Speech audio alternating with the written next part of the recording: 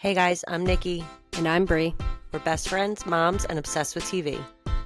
Check us out every Monday as we dissect motherhood, TV, pop culture, and whatever else derails the conversation. It's like eavesdropping on your funniest, most unfiltered friends.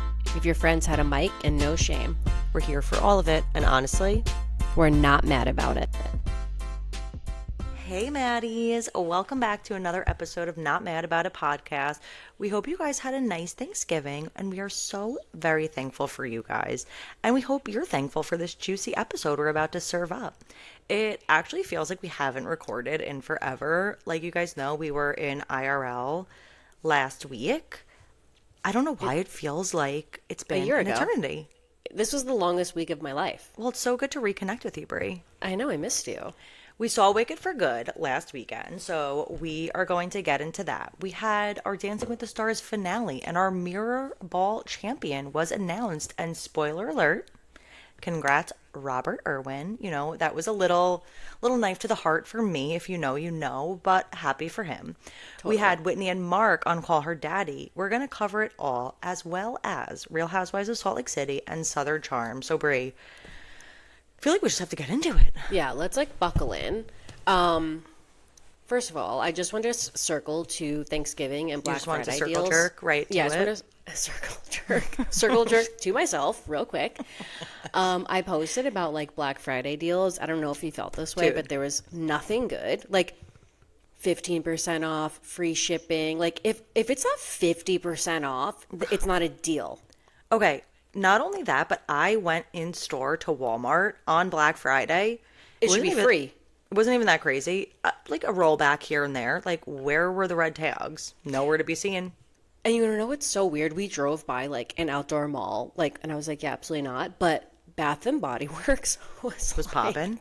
You know what? Popping. They do big sales. They do because a 3-wick candle is pricey. And I feel like around this time, I don't know why, it's just such a gift to give. I feel like I remember hitting up Bath and Body Works, oh, let me get it for my teachers or whoever. I couldn't even believe that Bath and Body Works was still in business. Oh, who's got Sweet Pea, Cucumber Melon? Is that still the vibe? Oh my God, Brie, I could vomit. Midnight Moon? I could vomit. The cucumber melon just reminds me of covering up shit in the bathroom. Or instead of a shower, I'll just spray that all over myself. Nobody will notice. Oh my God, what'd you just say? The moonshine? Was that in a Was it? I don't know if it was Midnight Moon. A violet container? Yes. Yes. I seriously was shocked that they were still running though.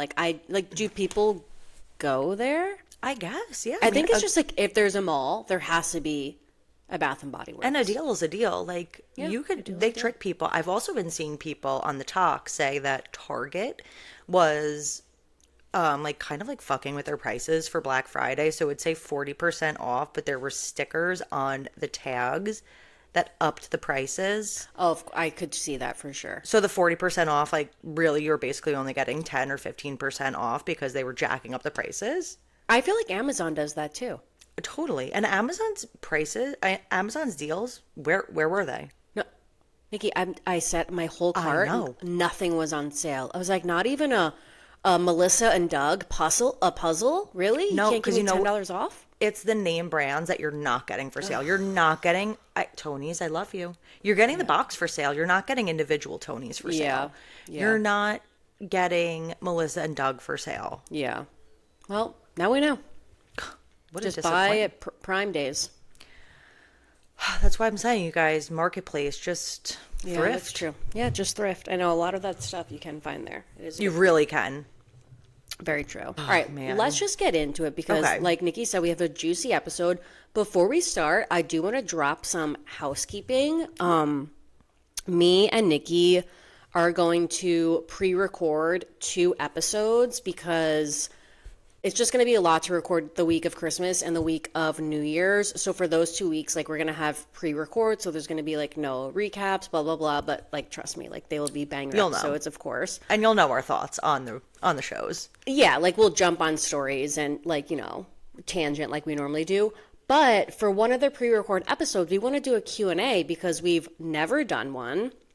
So if you guys want to send in any questions for us, whether it's like for us, like for both of us, personal, about TV, like opinions on things, you can send your questions to notmadaboutitpodcast@gmail.com. And then this week I'll also post like a questions box if that's easier, and then I'll just save stuff from there. And let me just say, if anybody does email us, I will shit my pants. Like, I feel like besides our moms. No, we'll get some questions in the Dropbox, but if you go out of your way to email us, just that would be really nice. Wow. But like, and as many questions as you guys have. Like, there's no limit. There's no limit. Like, just keep them coming. Here, we'll answer the main one right now. We are not sisters. Or are we? Or are we? I guess. Find out. Send us an email. Yeah, so one of the pre-records will be a Q&A, and then another one, I don't know how to explain it, but it's so funny. So you guys will just have to wait and see for that. It's just something that me and Nikki like discuss all the time and have notes on, and it's just going to be like super silly and they're for good vibes. So you know us. Yeah, shoot us an email. Yeah. What if? What if you just? Yeah. Okay, so let's get into some news because most of the stories are going to just lead into like things that we need to discuss. But I have a first real story. I saw this the other day. Thought it was so interesting. But Netflix has rebooted Star Search, and it's airing January 13th. Okay, forgive me. Oh, God, Nikki. Guys, I should have... How could I just assume that she knows what Star Search is? She's never seen Never Been Kissed. You've never seen Pretty Woman. No, I do know kids say the darnest things. True. Okay, so I guess I'll give you some slack. It's not like we were not watching Star Search, but we just know that a lot of like big stars when we were growing up came from Star Search. Like was it like Beyonce. Britney Spears? Yeah, Britney Spears, Beyonce, Christina Aguilera, Justin Timberlake. I think you had to like get picked at like a local talent show, and I think there was like steps. You had to like win rounds to get to Star Search, and then it's like crowned a winner. Like I think a lot of it was singing, kind of like pre-American Idol. But all kids? Yes, kids. Yeah, it's kids. Okay. Yeah, so I don't know what the age cutoff is, but it's for kids, like I guess for like the next gen. Okay. So Netflix is rebooting it, airing January 13th. It's going to air live on Netflix at 9 p.m. Eastern on Tuesdays and Wednesdays, and it's going to be the first time they're doing like a live voting, like Dancing with the Stars. Okay. I'm excited. I think it's a great idea. Great idea. Is Netflix going to step it up? We all know what happened when they recorded their live Love is Blind reunion. Yeah, that is kind of scary. Like, they really better have troubleshooted and yes, and I'm sure it's going to be like it's going to be live, but like 10 minutes. They have to pre-record. You know, they can't like hit start and it's like on your screen. They have to like give themselves some sort of safety net.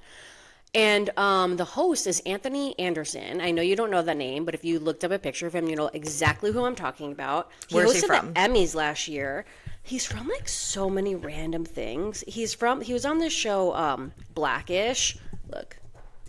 Oh yeah, of course. Yeah, so he's so funny. Like I'm sure he'll do a great job. And yeah, I don't know. I'm excited for Netflix to try something out. Why not? Why not? Yeah, like it's so funny that all the streamers like were taking viewers away from cable, but now we're just going back to cable on streamers. Yeah. It's like, oh, you have to watch live at 9:00. You have to vote. Like that's the only time you can vote. And then I guess the reveal show will be Wednesday. Because it makes you a part of something. Yeah. What I don't like is the greed of it all. Like obviously, you have to now subscribe to Netflix and subscribe to Amazon to watch whatever you're going to watch there. Peacock, all of these stupid ass streaming programs, I guess. Time. Streamers. Streamers. It's the time, but my mom still uses DVR.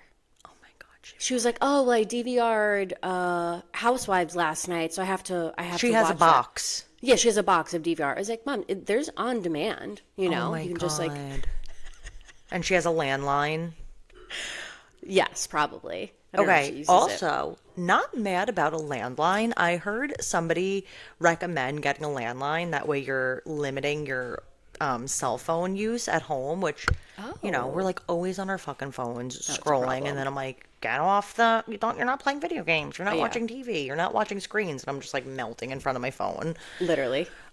But if you get a house phone, you can, I mean. But you know, I don't know if I heard, what's her name? Kelsey, the wife, Kylie Kelsey. She said that when her kids get older, I don't know if she said landline, but she's going to have like a kitchen phone where like if kids, like if their friends want to call and they want to talk on the phone, like you call the phone, it stays in the kitchen, kind of like a landline or just a cell phone that's only like you give the number only to your friends. Yeah, like our kitchen computer. Like, yes, you're going on the computer in a shared space. You're not watching. Okay, such a tangent, but what's your thoughts on TVs in the bedroom? We don't have one, obviously, Nikki. Well, yeah, but did you have one growing up? Of course. I'm a TV rat. Yeah, so I did too, and that was like my mom's biggest regret in her life was like putting a TV in my room because they used to call me bed sores. Like they would have to rotate me because I would have bed sores from just laying in my bed watching TV. And that's why we're here now with a TV recap podcast. Even when I had one in my room though, like I was a living room TV watcher. Really? Yeah. Oh, no, not me. I wanted to be as far away from any life as possible. Like, just me and my friends on the TV. Me and Janelle, me and Amber, me and Macy. God. So do you think you'll put it in your kids' room? Hell no. Yeah, hell no. Way, right? Hell no. Yeah. Yeah. Unless it's like an old box TV where you have to put like a VHS in. You have to put like a coin in to pick your show. Yeah, totally. Okay, but I just thought that was interesting about Star Search. Okay, I'm excited. I'll and give it a try. January 13th, that's right around the corner. Oh God. Add something else to the plate. I wonder if they're going to... No, we're not going to recap Star Search. I know, but I'm just saying, like...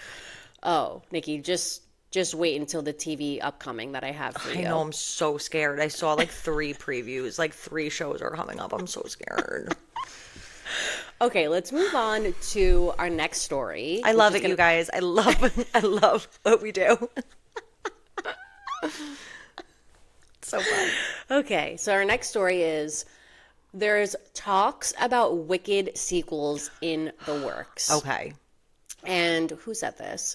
Michael Moses, who works for Universal, told Vulture that because of Wicked's success, but also the fanship, we have almost a responsibility to figure out how we continue in this universe. Okay, Michael Moses is like the valet on Disney, like lot. Like he's like from Universal, like literally. I was gonna say it's giving Marvel, but like for theater kids. I would love that. I'm telling you, Brie, this will kind of just lead us right into our Wicked thoughts. So if you have not seen Wicked for Good, you might want to just skip this section. Again, timestamps are always in the description. So if you want to just scurry right over this section, I need more about Bach.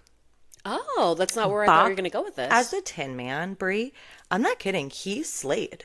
It was very redemptive for him. It was like, I couldn't even believe that it was him. He wasn't like a nerdy munchkin geek. No, he was a stud. Full of rage. He didn't look like himself. His mouth was different. His voice was different. I feel like it wasn't him. Or they just did the makeup What really you good. guys like watch and be like, you morons. Like it was not him. But no, it was a totally different face. He was so good. Like, I want to know more about him. I know this is a hot take because I know she's like your least favorite girly in the whole movie. Oh, God. I need to know more about Nessa. See, how she that's becomes where the I feel tyrant that she is. Like, I want to know more. That is where they would make a good spin-off because there's a good story there. Like, we didn't really see any of her journey or her story in either movies. We kind of just like skirted right by her. I was going to say maybe they would follow Elphaba and Fiyero because like it kind of ends with them just like, you know, riding off into the sunset. And what happens with them? But do you think that Cynthia and Ari are going to want to, like when I hear sequels, I'm like, they're not a part of it. Yeah, everybody but them. Yeah, I'm thinking they're moved on from it. Yeah, that's a good point. I don't see, like, because also the pressure to now have a Wicked sequel with Ari or Cynthia, they're the whole thing. Yeah, I feel and they like don't you want to would want less of them. Exactly, and I'm sure like Cynthia and Ari, like they love the experience, but they don't want to be like defined by this for the rest of their life. You know, like they kind of like it. Just getting the vibe from their press, like they're ready to move on. Yeah, it's giving like Harry Potter. Yes. Yeah. Like, we can't do this forever. Yeah. Well, I think we talked about this offline, but like, what do you think if they did a Wizard of Oz remake?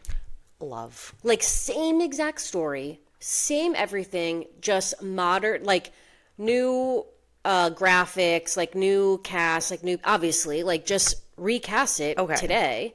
My family, my kids are pretty young, so I mean, I might be the worst mom in the world, but we watched The Wizard of Oz. They were enthralled by it. Thank you, Brie.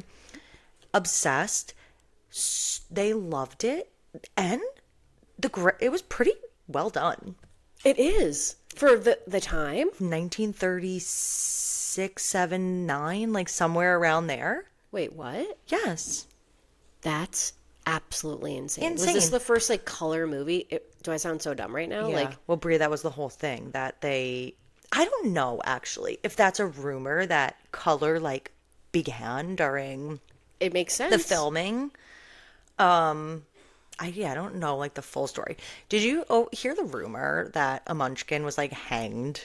Yes. I don't think that's true though. That would be really crazy. Really crazy. But if you are our age, a millennial, I'm sure you heard the rumor, that Marilyn Manson got his ribs removed so he can blow himself. That we've discussed at length. At length.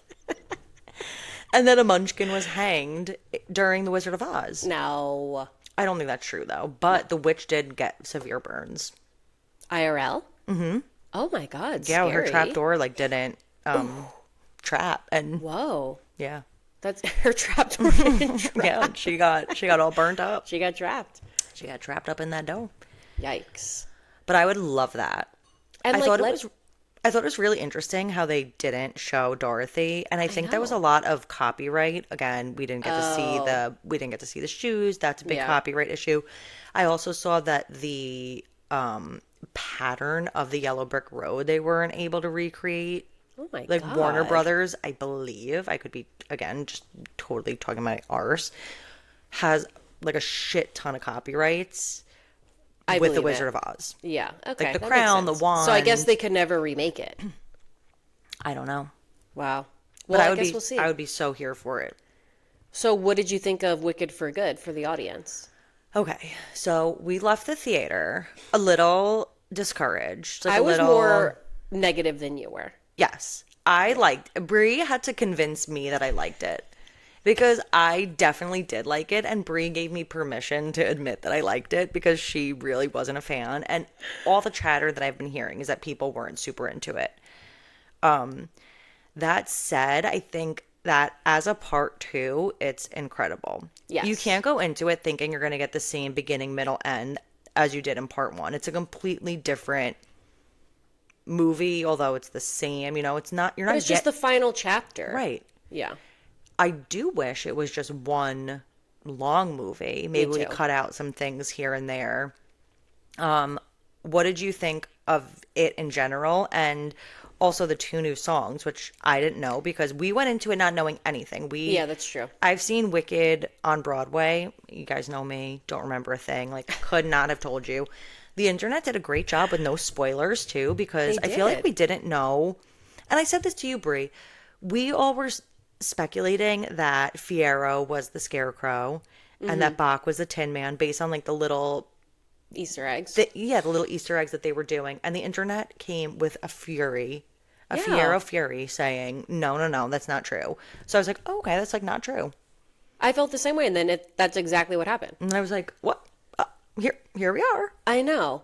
The way that I felt about the movie is that exactly what you just said. Like you were more prepared that you weren't seeing the same movie than I was. Like I was just like, yeah, of course. But I didn't do the work. No, you know I did. You did. Like, I did not do the work. I was just like, whatever. Like it's gonna be fine. This is gonna be like so fun. And it was not like a fun movie compared to the first one, which I guess is the point. You know, we're seeing the arc of everybody. So I wasn't prepared for that. So when I left the theater, I was like, oh my God, like that was kind of like dark and depressing, like not the vibe I was hoping for.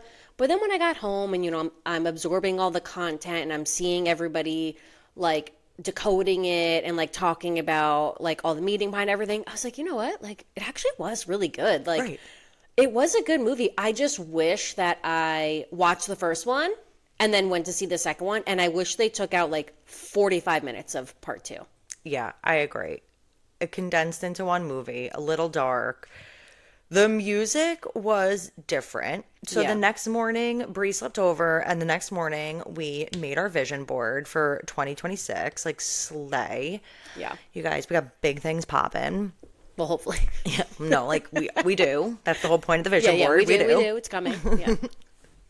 It's never mind.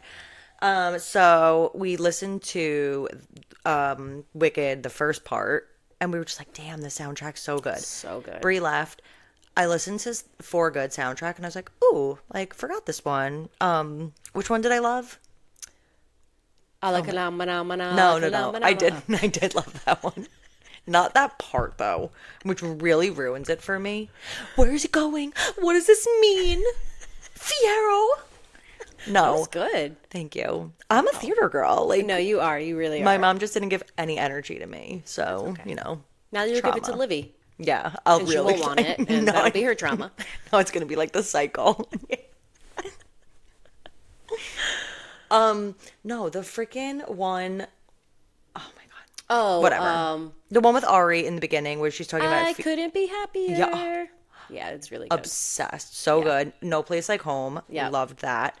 People are even saying they hated Girl in the Bubble. Like there was no reason for it. There's no reason for it not to be there. I thought it was a beautiful song. I loved little baby Ari. Loved Yeah, getting it to was know a little fine. bit more of her. Yeah. Yeah. I've just been, also though, like the sex scene, I could have done without that whole thing. And like, why was she wearing lingerie? Like, why were we seeing her thighs?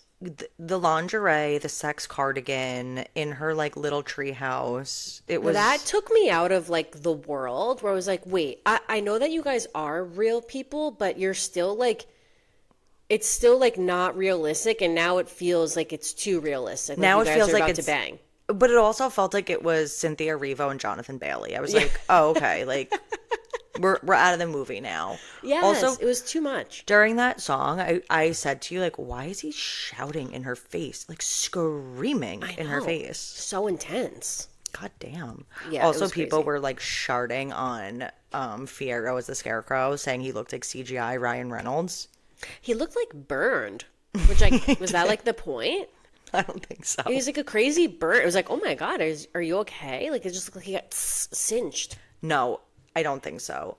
To me, the best part of the whole movie, which just gives me chills and like redeemed anything that was negative, was just the full circle moment that at the end of For Good was the opening scene of Wicked Part 1. Oh, yeah. And it was just like such a nice ending. Yeah, I agree. And it made me hate Glinda less. Like, not that I hated her, but, you know, in the beginning of the first movie, we're like, ew, this, like, nasty bitch is, like, here singing about her best friend who just got, like, melted to death. Like, okay, you really don't care. And you're like, oh, you're Glinda for good. You're Glinda for good. But you're actually not. You're mean. Yeah. And then at the end, we're like, oh, you are, like, Glinda for good. Like, you are is. sad. She is. She became good. She became good. And Brie, For good. when she was like, because I knew I have been changed for good. I thought the for good meant like forever. Which And is Brie so was crazy, like, Nikki. no, like it means like for good. Like she is good. I'm It's like in both movies, they keep saying like, oh, you're so good. Good, the good. I'm like, oh yeah, for good, forever. Oh, dumb. I guess Well, it at could least you mean figured both. it out now. Yeah, it is both. Totally. For sure. But overall, whenever I talk to somebody that's about to see it, I'm like, just so you know, I need you to go into it with a better headspace than I did. Right. It's totally different. It's a little dark, but it's like, it's great. Like, Yeah. I need to go see it again now that I know what to expect.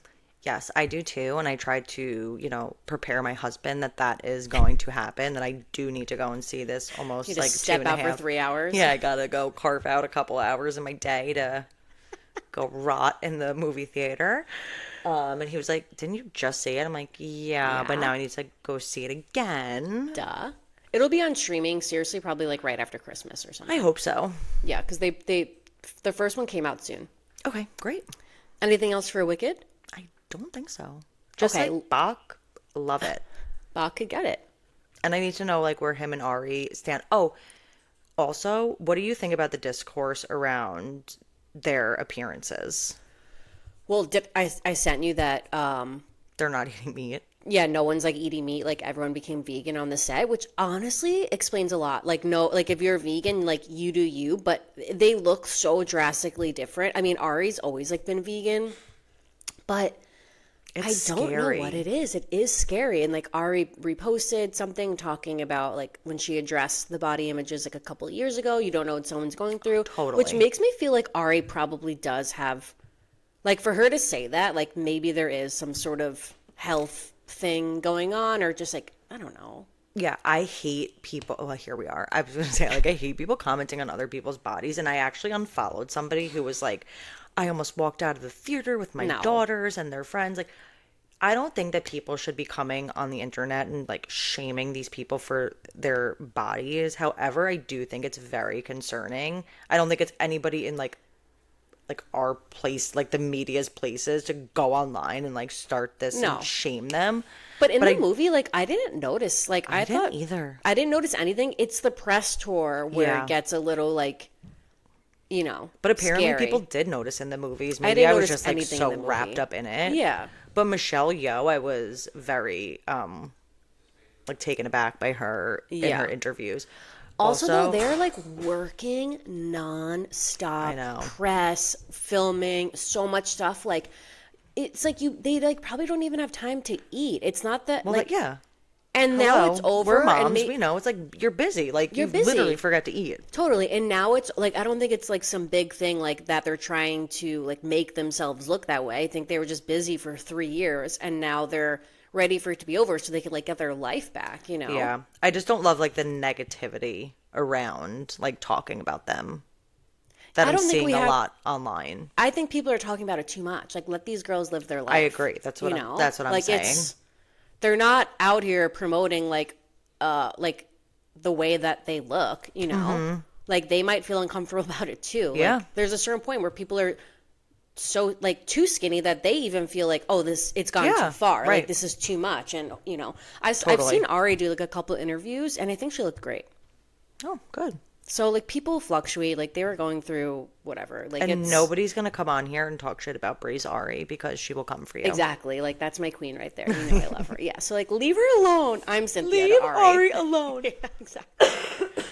Okay, let's go to the Dancing with the Stars finale, and then that's just gonna like roll into Whitney and MomTok and Mormon Wives and all that. Oh my god, drama. I forgot we have to talk Mormon Wives. Nikki, the whole week, I almost feel like I was kind of like resistant to watch like Salt Lake City and Southern Charm because I was so wrapped up in all the Mormon Wives chaos and drama that it's like I forgot there was these other shows. From the show and then IRL, everything that's going on. Yeah, with the Call Her Daddy and like it was just all the interviews. The Fruity Pebbles of it all. The Fruity Pebbles was so much. Let's start with Dancing with the Stars finale. We said Robert Irwin won. So happy for him, but I'm actually happier for Whitney because of what you told me. Oh, yeah, Whitney Carson, his partner. The first, and I believe only time that she won the Mirror Ball was with Alfonso, the host of Dancing with the Stars. 11 years ago. Yeah, so that was like really cool. I didn't know that either. And then I was seeing clips of him just looking at her, you know, proudly. Like, I have chills. You know, it's like so awesome. And for Robert, who was in the ballroom how many years ago when his sister Bindi won the Mirror Ball as well. Like so crazy, so full circle, so cool. Yeah, beautiful story for them, like happy for them. I hated the quick dance challenge. They need to eliminate that. We don't need a 3-hour finale. Like we really don't. And I don't want to see them struggle. Not that they even did struggle, because they did really well, but it's not fun to watch something that's not prepared. Well, and they're giving like the culmination performance of the whole season, but also they have to spend all this rehearsal time prepping for like this BS. Right. Like, let's put it all into the freestyle dance and like one redemptive dance that they want to redo from earlier in the season. Like, let's put our energy that. We don't need to put it on all this like side BS. Like, this is their time to shine, and if they can't put all their energy in that, it's like not fair. I agree. Alex's freestyle or whatever it's called she's a pop star. Like she literally looked like a pop star. The concert of Alex Earl. Yes, it was so crazy. Obsessed. I loved it. All the people saying that they didn't get it. Like what? People were saying it didn't mean anything. Your freestyle dance is supposed to mean something. It didn't mean anything. I'm like. The whole point was that she was this like meek little little girl. Yeah. Who was like shy and terrified of Val, and now she's a man-eater. She's a badass bitch. Like, she killed it. Totally. Crushed it. I loved, Elaine's. Like, that was a performance. Like, that was such a good show. Fun to watch. Very cool, very different. I was shocked at Jordan's at the end. Another concert. Incredible. She brought out Normani. I was like, what's going on? Great. Like, they were on literally keep walking around my house going, bow down, bitches, bow down, bitches. John's like, okay. Like, we get it. No, I can't. And I loved that Ezra is one of my favorite stars. He's great. I love his energy. I love his personality. I think he's just a good star in the sense that he will make you really comfortable. Like, he's your friend. Yeah.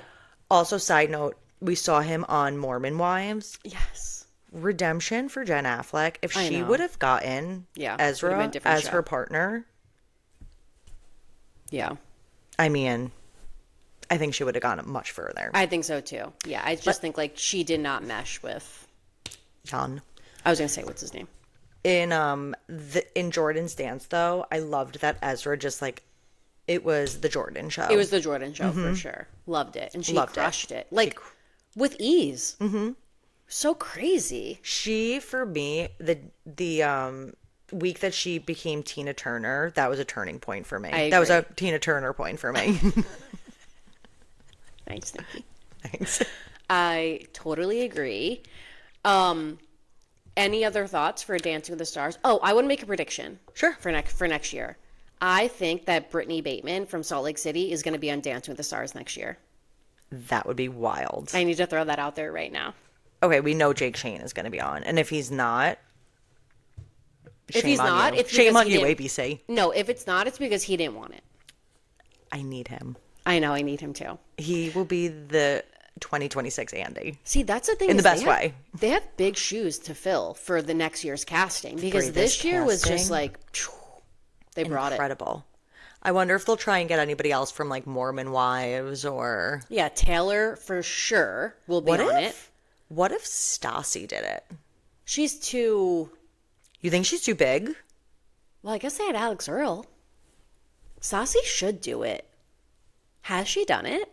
I mean, she's hosting. She should do it. She lives there. I mean, why not? Oh my God, that's a good call. Stassi, Brittany Bateman. Taylor, I feel like they're going to want to get her, but I guess depending on how her season goes, she might say no. Because it's like a lot to be away from your kids, and if you have like a new partner in your life, it's like a lot of stress on that relationship. Yeah. You know? Yeah. But we'll see. I mean, it doesn't air until September, so... Oh, so we have a lot of time. Yeah, it's only once a year, which is very sad. Wow, that's actually surprising. But I do want to just say that you guys know I ride or die for Alex, and I wasn't really that sad for her, to be completely honest. I was really happy for Robert. Same. She still won. That's what I said to you, Brie. Like, I really feel like the mirror ball would have been just the icing on the cake, but she won the biggest prize, which is just like, this girl found herself. She found her confidence, and I think she is forever changed. And like for the good. And people like us that like I could not have cared less about Alex Earl before the show, and now like I'm a fan. Brie, I actually was the opposite of a fan. I was a hater. A hater. I wasn't like a troll, but I was definitely like, I don't get the big deal with Alex 100%. Earl. And now I'm like, she's a star. Give her anything she wants. She can do no wrong. I'm a loser. I need her to break up with Braxton so that we can see her like out on the dating scene. Also, what is up with that? He didn't go to one show. Oh, okay, so they're not together. I don't know. Yeah, there's no way. That's so crazy. I didn't even think. Well, I guess like he's playing football, but Travis would have been there. Totally. Travie. I mean, if he wanted to, he would. Yeah, exactly. All right, let's do Whitney on Call Her Daddy, and then we'll get into everything else. Okay, I actually didn't finish listening, so I want to. Is there anything from the interview that was super important or like key takeaway for you? I feel like there's actually a couple conspiracy theories that I've seen on the internet that why they were like on Call Her Daddy. Because is it about Alex Earl? Like no, nothing about Alex. Okay. No. I haven't seen anything about that, but because there is beef between Alex Cooper and Alex Earl. That was some things that I was saying. Yeah. Like that she was trying to like No, be I like a don't think dick that and has... shady. I literally don't think that Alex Cooper like gives a shart. Alex Cooper has, again, her reality show that's going to air on Hulu. So, like, she's in that family. Okay. So I saw that once the Mark and Whitney had that, like, ticket scandal, that production or whatever kind of, like, said, like, hey, guys, like, we have to, like, reprimand you. And again, this is just a conspiracy. We have to, like, reprimand you in some way. Like, you're not going to make it to the finals, but like we will set this thing up with like Alex Cooper where you can still perform like your dance because you guys like would have made it or whatever. Like I've just seen a lot of people saying that like this was somehow coordinated and pre-planned, where Whitney and Mark knew that they were going to get cut right before the finals, but that they kind of were like okay with it because they were going to get to go on Call Her Daddy and like still perform and do an interview. I don't really believe that. I don't believe that either. And Whitney claimed that they had 2 days to 3 days. get And, the like, dance in order. But then I also saw that another conspiracy theory, which I could see this being true, that Mark, they received like so much hate throughout the whole season. And Mark, again, conspiracy theory, this is not true. Who knows? But that Mark maybe brought some of the like hate messages like to production, was like, hey guys, like, this is what's going on. Like, these are messages that I'm getting. Like, it's really out of control.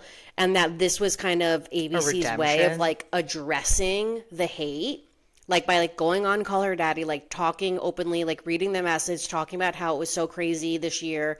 How, like, all of the pros, like, felt the same way. And then at the end of the dance, it was kind of, like, social media is, like, bad for you. Like, they were kind of, like, sending a message. And, like, you know, not letting, like, the haters, whatever.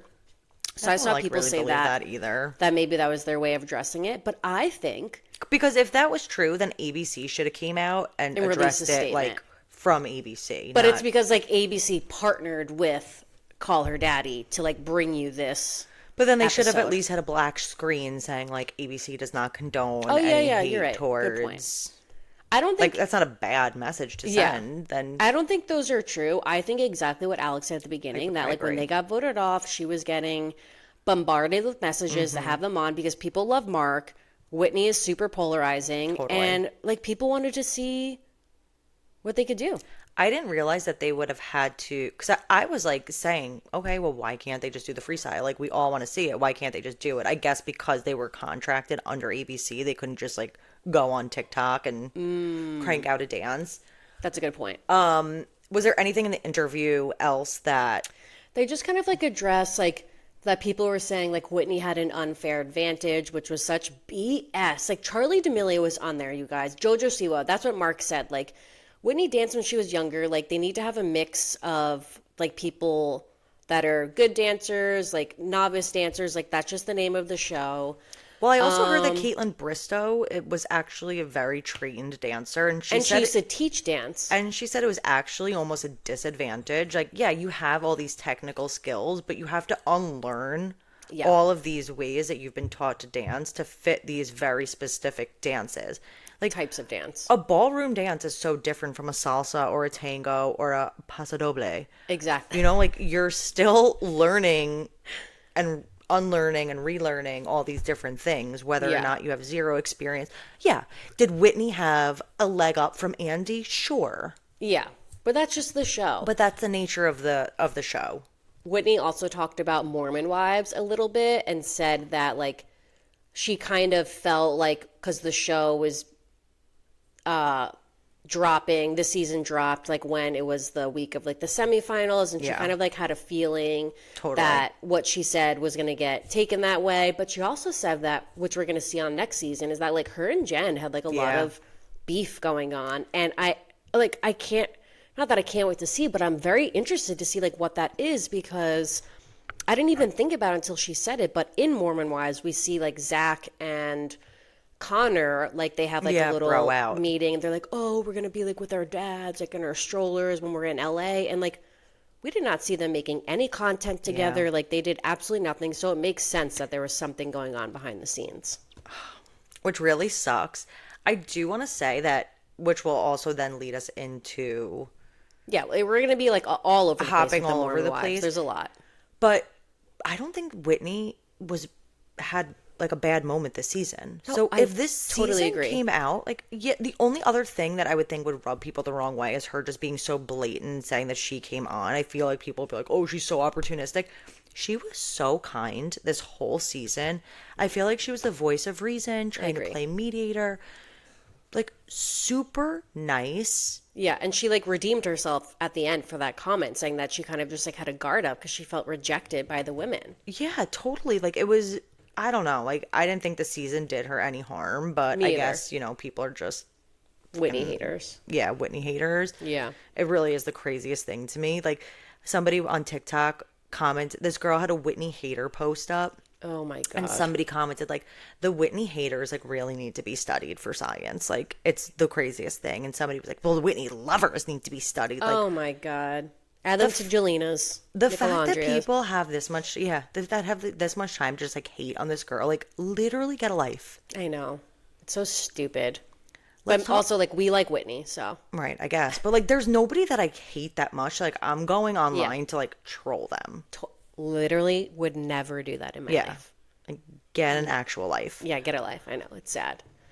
Intentionally, that is. Because I guess we do troll people unintentionally, but... Well, yeah. Sorry, Mark. Sorry, Mark. But that wasn't even trolling. Like, we meant it innocently. Like, you guys, I compared Mark Ballas and his curls on the Call Her Daddy interview to the Cowardly Lion after he got his perm when he reached the Oz. But it was just because I just watched The Wizard of Oz. Like, so anything in my mind is connecting to Wicked or The Wizard of Oz. So that's the backstory. We love your curls. No hate. Like, I can't. Also, a lot of speculation. Whitney's about to start filming for a movie. Good for her. But also, she's definitely about to announce when this episode airs that she's going to be in Chicago. And me, my sister-in-law, and you, Nikki, we are already decided that we're going to go see her on Broadway. Like, I will be waiting at the back door. No, like as soon as tickets go for sale, like we're gonna be waiting in the queue. So crazy. I really hope that happens because she is like, she's teasing see you in New York. For sure, of course. Yeah. Her dance was very Broadway-esque. Also, the dance was I watched it so many times. Let's talk about the dance. Yeah, I've watched it so many times. And first of all, Frank Sinatra, My Way is like, that's my son's favorite song. Like, that is so near and dear to our heart. I love that song choice, by the way. Like, Whitney just saying, like, fuck you all, I'm going to do it my way. And this is me doing it my way.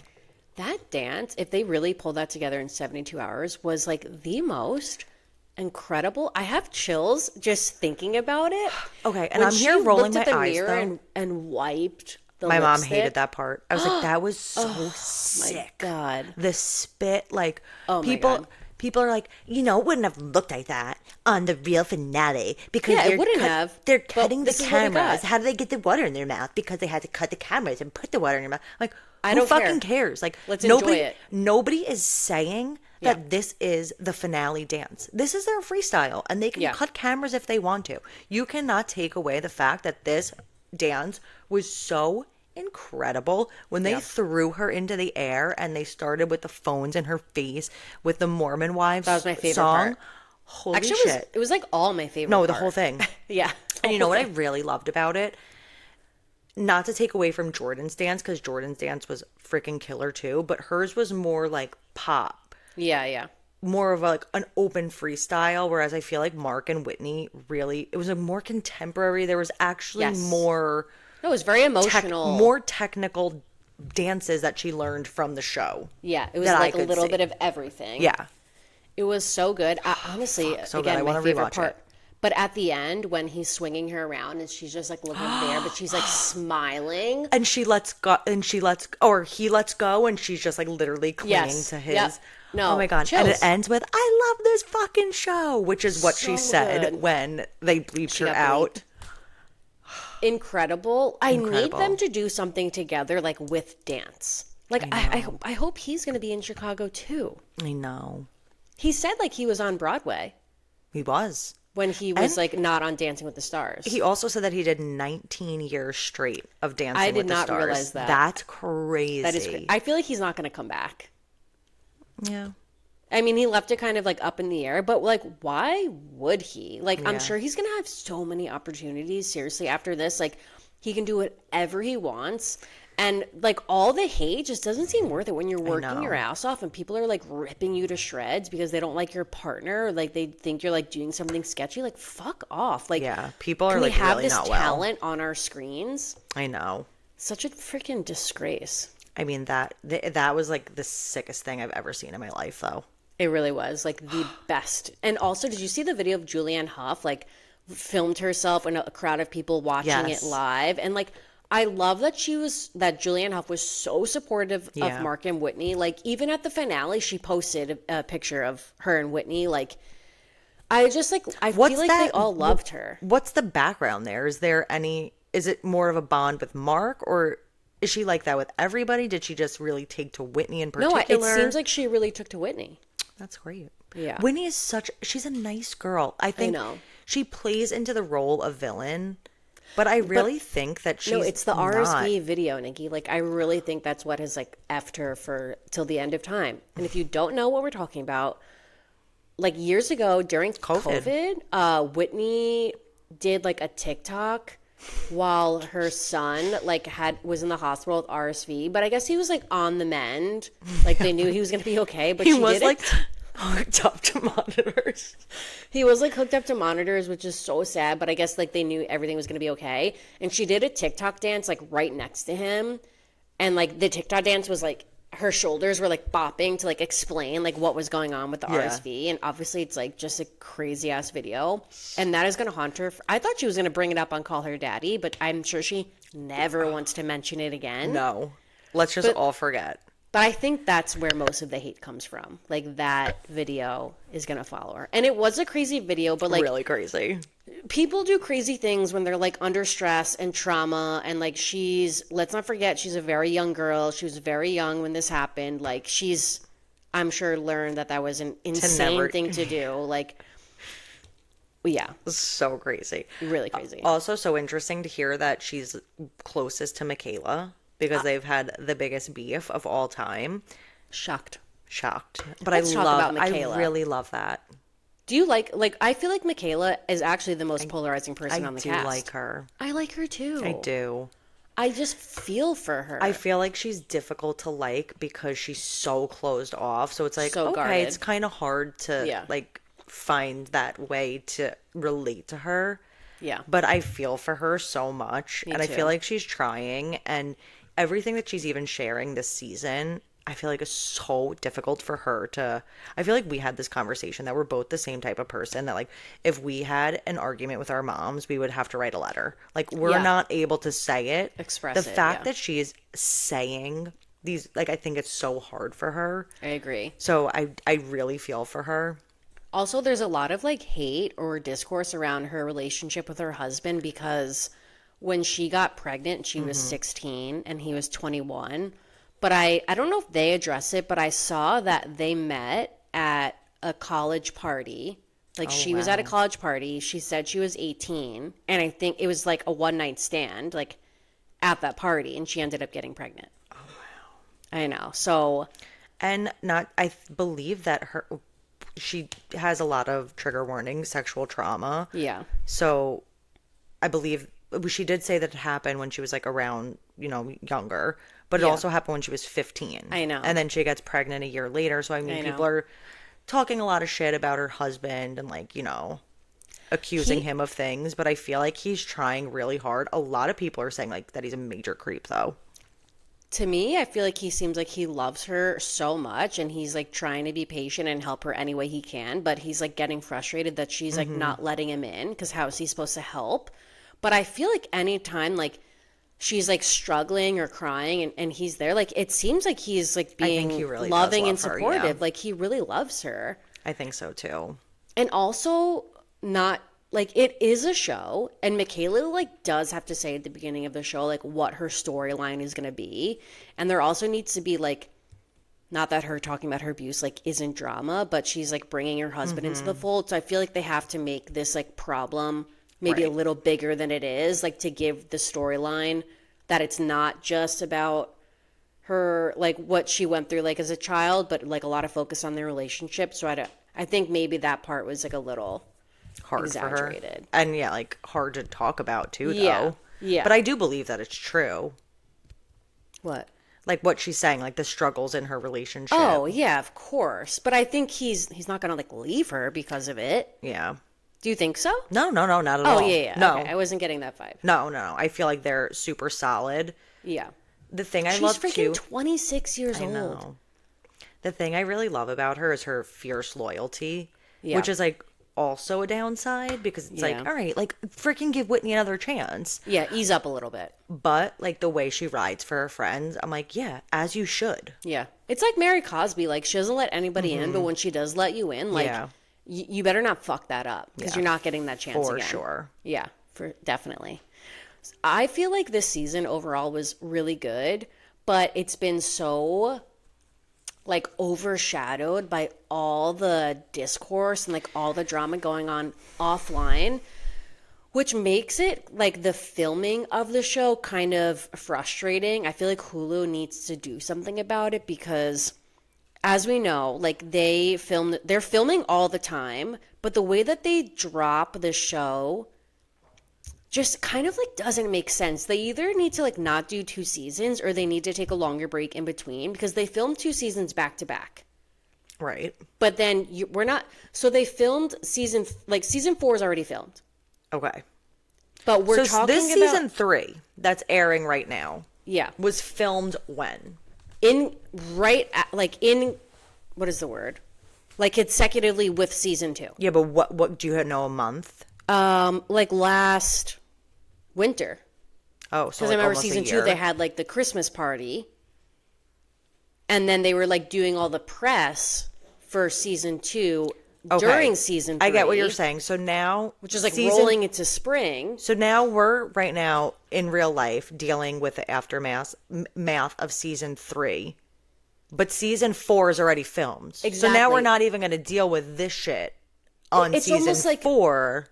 But I guess that's what I'm having a hard time explaining is like, Yeah. they've already filmed season 4. Too much is happening talking in about- real life. Yes, too much is happening in real life. That's now like not going to get addressed on season 4. Is it going to carry Right. into season 5? Are we talking about Fruity Pebbles now in season 5? Because Yeah. they're still filming season 5 right now, and that's what we're actually talking about right now? Yeah, and also the fact that Marciano, I think, said on Juicy Scoop that...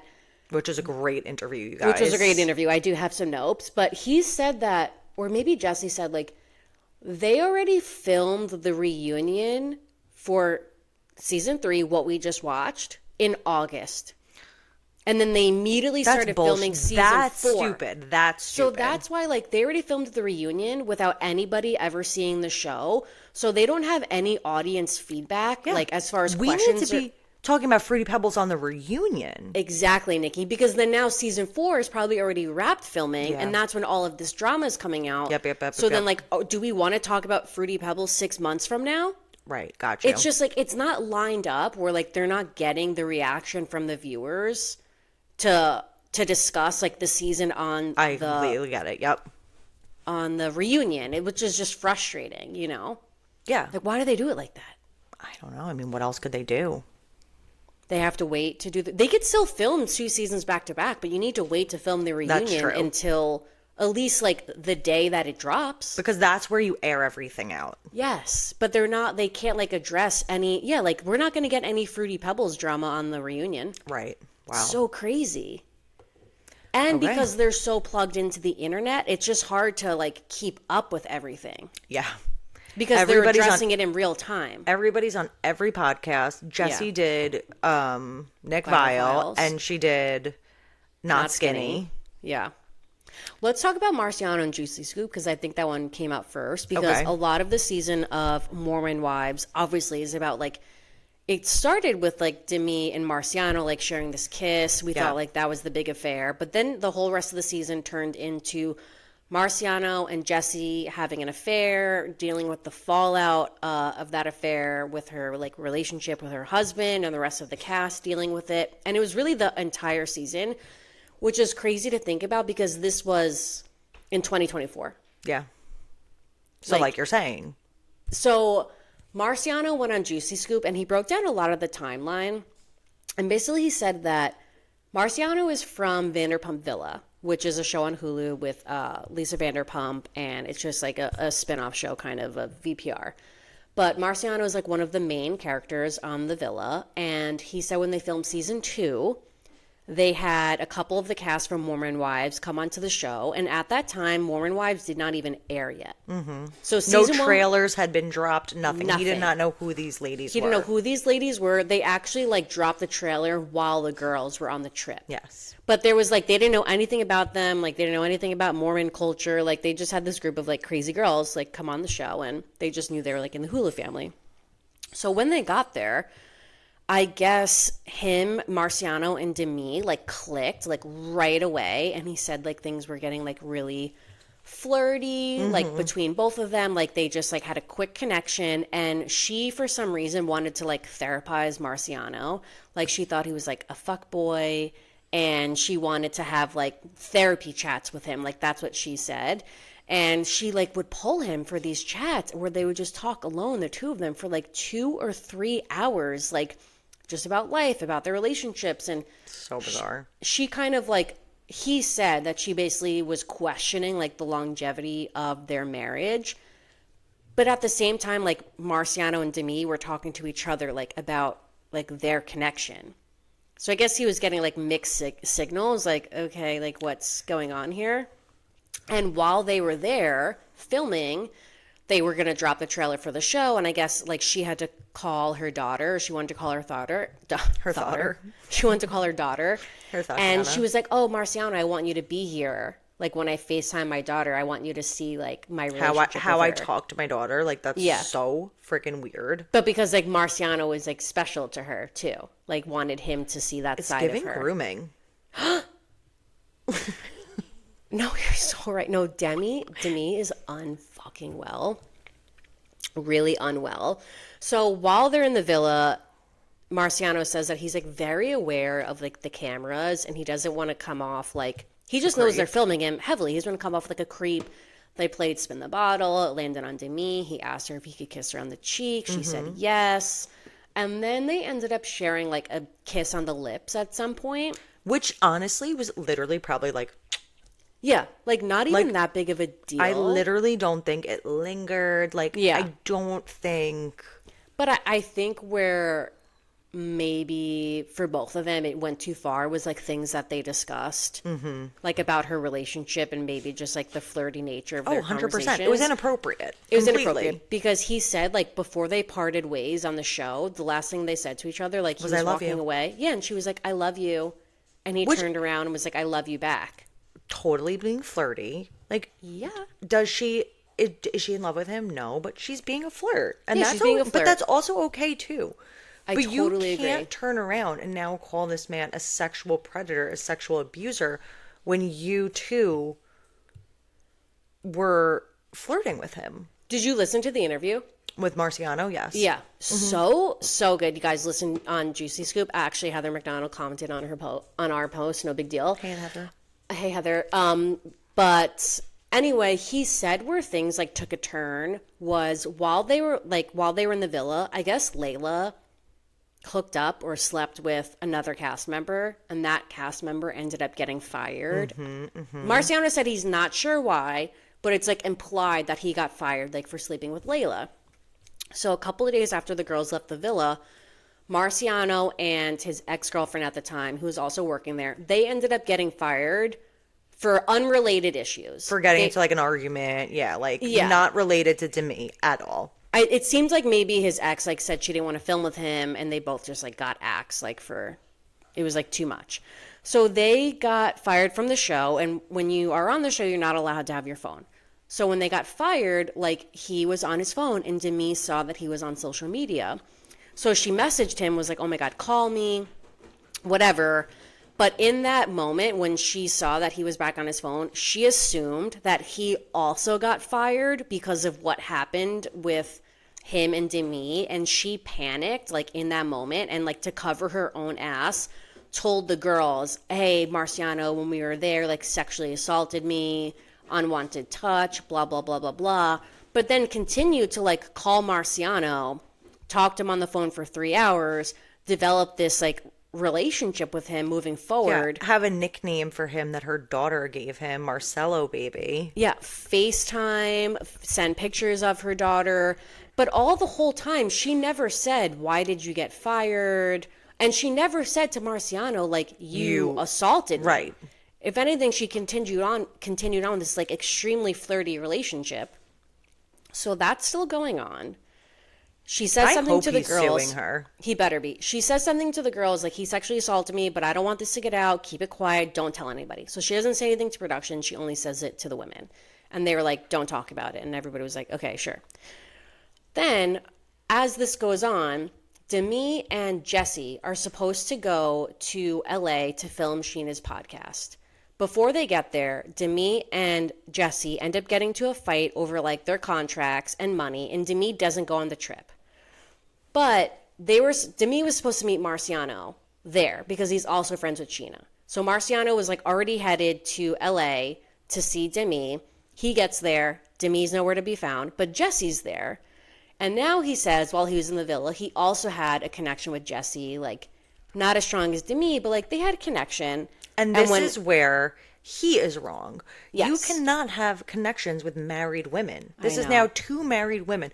So is he a sexual predator? No. Is he, like, a creep who's, like, trying to be a flirt and maybe hook up with somebody whether or not they're married? 100%. 100%. Nikki, But I do believe it was consensual. No, it was. I commented this on Heather McDonald's post because, like, she posted a clip of him saying, like, he didn't want to talk about, like, things that Jesse said to him, things that Demi said to him. He was like, I want to be respectful. I want to be respectful. And I was like, it's so funny that he keeps saying he wants to be respectful. Meanwhile, he pursued 2 married women. Yeah, he wasn't respectful when he popped to see Alice and had cum stains in his underwear. So, but that's where you know it's wrong, where it's like Demi is making us defend this man. I know. Who, in other words, would be like, what a fucking creep. And loser. that's where I'm, like, so mad at her. I know. I'm like, girl. So, anyway, I don't want to have to say anything nice about this slime ball. Exactly. But to make a long story short, Demi didn't go on the trip. This is when Marciano and Jesse, they start their affair. And Demi finds out about the affair, and she's, like, so fucking pissed that she goes to production and says, oh, well, you know, like, Jesse and Marciano are fucking. Like, they're having an affair. And again, nasty. Has not mentioned anything to production that Marciano sexually assaulted her. Right. So Demi brings this to production. She's trying to get more money for season 3. She uses this as leverage to, like, put this storyline out there to get more money for herself. So now that she told production, this has to be addressed on the show. And production speaks to Marciano separately, and they're like, what happened? And I guess him and Demi were in cahoots because, like, again, she wanted more money, and she was like, I told him that you guys had sex, so, like, just say that you had sex. So Marciano goes along with this lie. Still, all this time, he is a sexual abuser to her. Exactly, but she has yet to mention this production.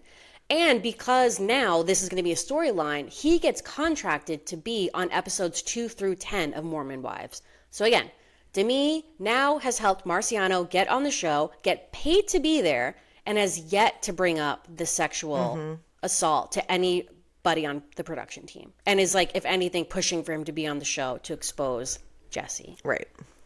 Which, that to me was the craziest part. Yeah. Because it's like, she's so demented. Yeah. How is production and Hulu going to deal with Demi? You know? Like, this is, it's almost like, what are they going to do moving forward? Because Demi is, like, out here. She's not backing down. She's commented on a post of Marciano and basically said that, I guess Marciano's dad passed away. This is the craziest part. Like, I told John, and he was like, whoa. Like, yeah, Marciano's dad passed away when he was young. He was, like, a boxer, and he got into a boxing incident, and Demi commented on a post, like, oh, you're, like, a pussy. Like, how would your dad would be so disappointed looking down on you? She said your dad's probably a pussy like you are. Your dad is probably so disappointed looking down on you at, like, what kind of person you are. Oh, I found your weak spot. I bet your dad was a pussy just like you. Guys. And I bet you he's so disappointed looking down on you. Like, what a sick bitch. I can't even fucking imagine. And she just says it with her whole chest. Like, it's nothing. Like, no, she posted a whole statement saying she's so proud of the way she's been handling herself. Like, so proud of her composure, her restraint. No, she's sick. sick. She's sick in the head. And then, of course, posting the videos of her eating Fruity Pebbles and her husband drinking piss tea. Well, Marciano claims that she, like, claimed sexual assault because she was trying to get ahead of, like, maybe being exposed for having an affair, but also because she was so jealous when she found out that he was having an affair with Jesse that, like, she wanted to get back at him. I could see that, but I think it's more of a cover your ass situation. Yeah. Which is so fucked up. But in the height of all of this... But because she's, like you said, again, the Blake Lively reference, though, Brie, because she's such a beautiful girl, she thinks that everybody's going to listen to her. I know. Like, she's wrapped her husband up in these lies. Like, you're not telling, like, you can't have me believe that Brett believes her lies. But she believes her own lies so strongly. Yes. That it's like a mental problem, I feel like. Like, she believes what she's saying. And she's gaslighting everybody. Like, why am I responsible for the emotions of men and how men treat me? Like, well, you are when you're, like, rubbing up next to them in games of Truth or Dare and therapizing them for 3 hours in a row and FaceTiming them with your daughter. But this is where it gets tricky, because this is where it gets really tricky, and why Demi, like, is almost like could get away with it, because she keeps using the phrase unwanted touch, which like you can't really, like, what are you going to say back to that? Like, oh, she was being flirty with him, but he grabbed her ass, and like she didn't want him to grab her ass. 100%. What are you supposed to say? Like, it's really tough. But and that's Lisa where these women are in a tricky situation too, because they are all biting their tongue, but they're actual. And I'm not saying that. I personally believe that it was all consensual. I think that, I agree. Yes, Marciano's a creep.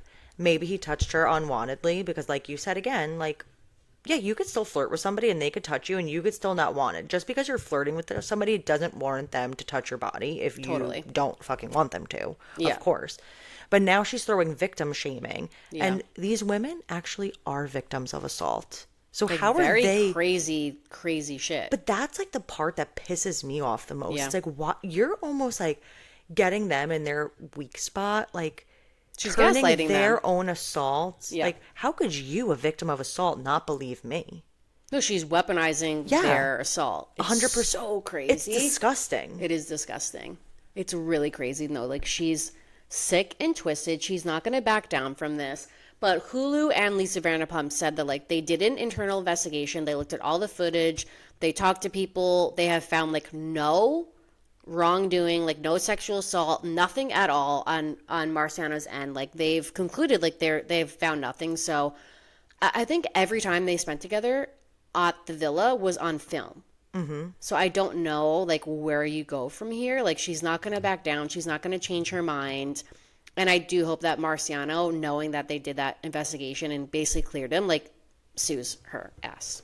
Mm-hmm. If you can. I don't know how that works. Huge. I mean, that's defamation. I mean, this is going to follow him wherever he goes. Yeah, you Google his name and it's going to be attached to a sexual assaulter, even if he didn't do it. It's still like, in the universe now. How do you even explain this to somebody that, like, doesn't watch TV? It's like, oh, well, a Mormon wife came to another show that I was filming and we were flirting and I touched her ass. I guess she didn't want, like, yeah.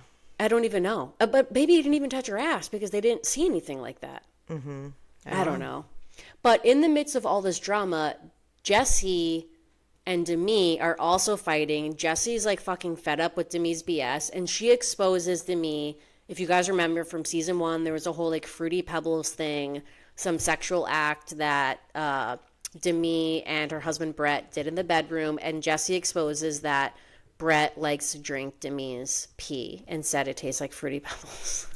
Okay, I told my friend Jack, and she goes, she's never watched an episode of Mormon Wives. She goes, oh my God, that's shocking. Is she diabetic?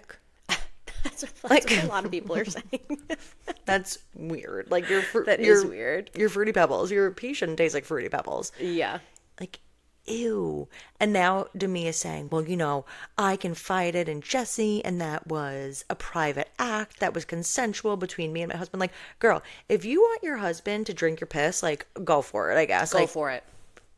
Definitely not my cup of tea, but... Yeah, not for me. Tea, okay. Literally. Yeah. But... she just is so, this is what she does. In the same way that she is accusing Marciano of things, it's like she was fine joking around about it until now she wasn't. Yeah, exactly. But now she's leaning in because it's getting any conversation away from her and Marciano and her claims against him. Like, there's no conversation about that happening anymore. Once Fruity Pebbles came on the table, like, that totally went away. So, of course, now they're leaning in because they're changing the narrative. I mean, we all see it, and it's not, like, funny. It's actually gross. It's like, disgusting. Jesse's such a savage for doing that. And the way she said it, like, I know. Grandpa Brett drinks Demi's piss like it's dirty soda water. So gross. But also, like, are they filming season 4? And, like, are we even going to want to see this? That's what I'm saying. Yeah. 6 months from now? I know, you guys. And then I guess we'll see. But then if it does air 6 months from now, are we still going to be talking about it in season 5? Because then they're going to be season 5 while this is, like, do you know what I mean? I know. It's like the back and forth. Yeah. They actually, even though we said they should do a reunion, I actually think they might need to take the reunion away now. If they're not going to do it right. What's the point? Yeah. What's the point? Like, you're filming, it doesn't line up. Yeah. So, I don't know. We'll see where they go with that. Anything else from Mormon Wives that was like so... No, but I have to talk about Jesse and Jordan on Vial Files. Okay, can I say one thing from Of course. Mormon Wives that I was just like left shooketh about? Yeah. Taylor, Frankie, Paul, and Chase at dinner. Like, I was like kind of loving it. I'm like, there is chemistry. Like, she didn't want to use that word because she was like, does that mean that you like it then? But I was like, oh, like, okay. I think he would have chemistry with anybody. Like, I think he's such a flirt, like... And he is hot. Like, he was hot at that dinner. He was hot at that dinner. Like, he's a little swaggy. Like, he's still a toxic, disgusting POS, but... And he is an FF, if you know, you know. Yeah. He's an FF for sure, which is fine. Like... That's fine. Yeah. We're not mad about it. Also, you just reminded me now. You're jogging my memory. But I texted you at first when, on Mormon Wives, Jordan revealed that... he found out Dakota was, like, talking to Taylor, Frankie Paul's mom's friend. And I was like, oh, my God, now we have to fucking tell Taylor. Why do we even have to do this? Like, this is only going to hurt Taylor.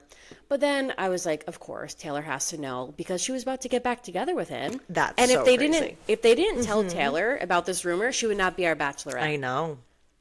So everything happens for a reason. Like, she got so hurt. It's like, I didn't want her to be hurt again. You know? But I feel like she did so much better with this one because she was almost, she was 1 foot in, 1 foot out. She wasn't as fully in it. So yes, she was hurt, but we weren't seeing her completely shattered and broken like we did last season because... Therapy is really working for Taylor. Like, I love her. She seems like so mature, so much more level-headed. Like... I love her so I just like want the best for her. And I think even Chase was saying to her, like, you're just like the coolest girl like ever. Like, she is. She's the coolest girl. Yeah. Because she's almost like a dude, but like a girl. Like hot. Yeah. Oh my God. When she did her family photos wearing Converse and just like a jeans, like a plain t-shirt, I'm like, that's why I love you. Like, you're like, she just like is. Wait, my sister just started from season 1, episode 1, hates Taylor. I was like... Well, she'll turn around. I was like, your opinions on everybody are going to change. Whoever you like now, you're going to hate them. 100%. Yeah, it's going to flip real quick. Yeah, but Dakota's such a loser. I mean, these Instagrams he posts, I'm like, oh my God, a loser. Like, Taylor, you really dodged a bullet there. Oh, big time. Also I love...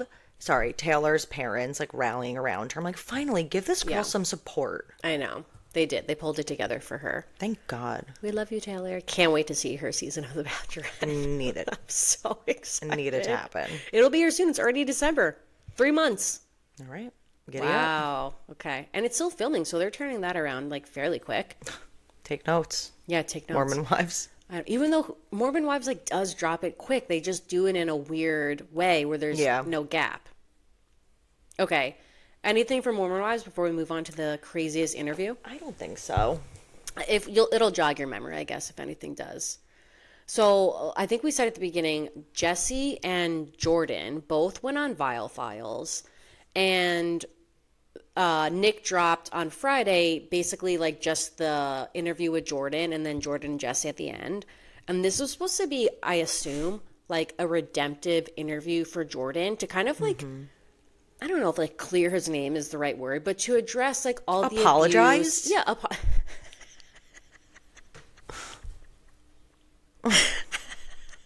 Yeah, like just it's that simple, like apologize, but to address like what everything that happened on the show and their relationship.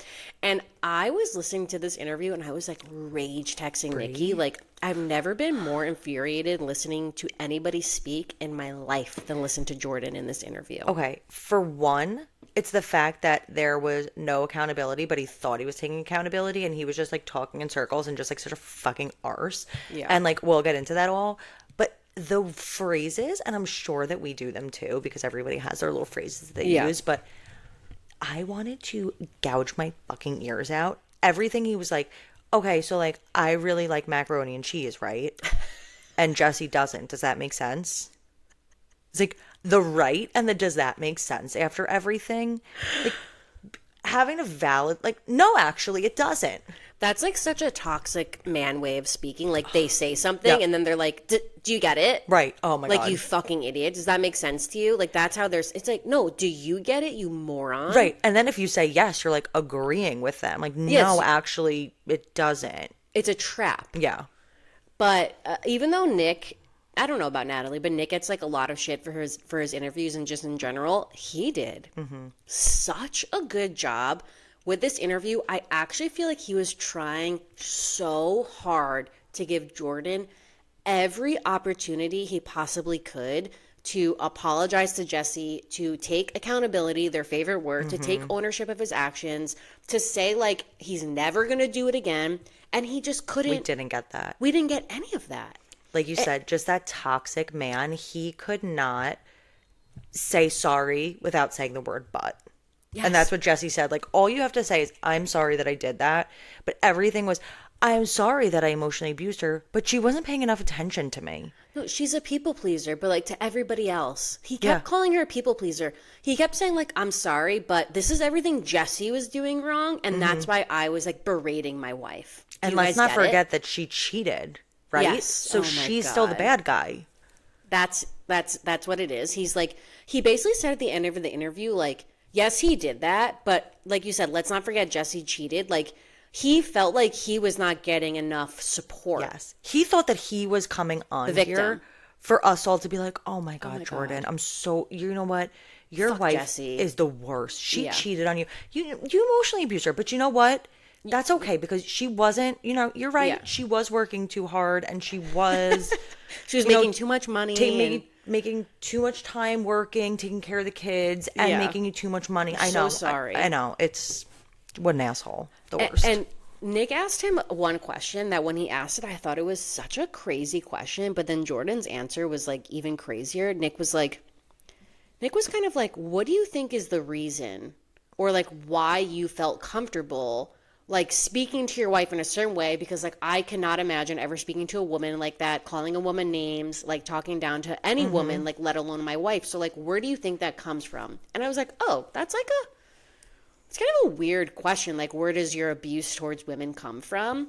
But I get like Nick was curious. And then Jordan's response was that he had two responses. He said his ex-wife left like a feminine wound inside of him. And then he also said that he grew up with 4 brothers and the way they speak to each other was really aggressive. Even his mom, they all like talk shit and joke. And that's like basically why I guess it's like natural for him to be abuse women. Yeah. Yeah. Like, so again, everybody else's fault except for his. Like I grew up with 4 brothers. You think I'm like verbally abusing my husband? I mean, what the hell? Do you think all of his brothers are verbally abusing their wives? Like, oh my God, Nick should have asked that. Like, oh, so like, do your brothers speak to their wives like that? Is this like normal for your family? Wow, he is the worst. And Jesse, you have everybody's permission to leave his ass. But it seems like they're banding together. Like, I feel like she was posting a lot like of support. She like called out Layla for like not supporting Jordan while he's getting all this hate. Like, really? Yeah. I mean, it's just like really. I don't know. I hope she does leave him. There was really see it lasting. When Jesse finally did join the interview, It was so awkward. So they were like arguing. They were having two separate conversations. He was recalling things that she was didn't not recall. recalling, aka probably never happened.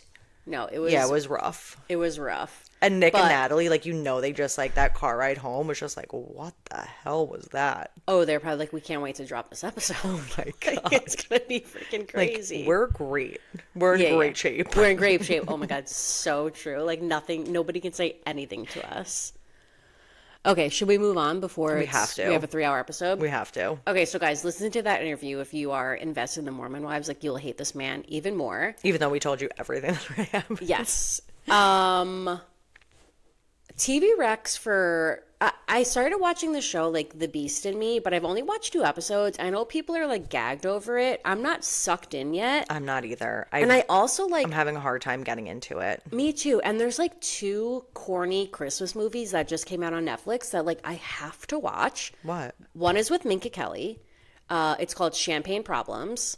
And then the other one is called Merry Little Xmas with Alicia Silverstone and Oliver Hudson, Kate Hudson's brother. And they're just like corny rom-com holiday movies. So like I think I have to put The Beast in Me to the side for a second and just like I need something light. Yeah. Like I just want to be happy and feel the spirit, you know? Yeah, totally. Yeah. Yeah, I mean, The Beast in Me doesn't really shout Christmas holiday cheer. Yeah, like not at all, yeah.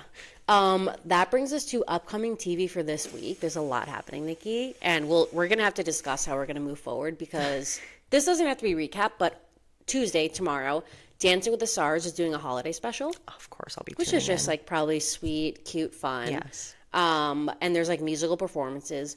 Also tomorrow, season 12 of Vanderpump Rules premieres Tuesday. Thursday, we have the Mormon Wives reunion, which obviously we'll watch and discuss that next week. And then also on Thursday, we have the Beverly Hills premiere. Wow. Holy crap.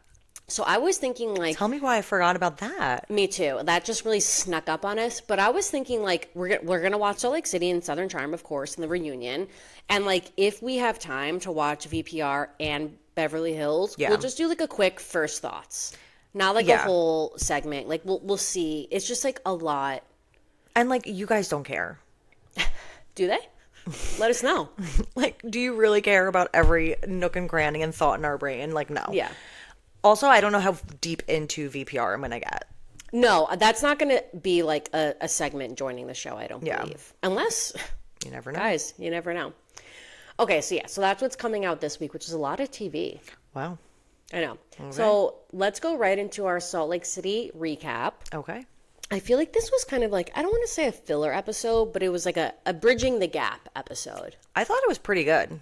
It was good, but it was kind of like, I just feel like they started out where it was like crazy, crazy, crazy, crazy. And this was just kind of like nothing too crazy, like a very well-rounded. Right. Nobody was popping off episode too of much. Closure. Like there was a start and then the end. It like wrapped everything up nicely. You did say this was your prediction and this is like what needed to happen in order to move forward with the season.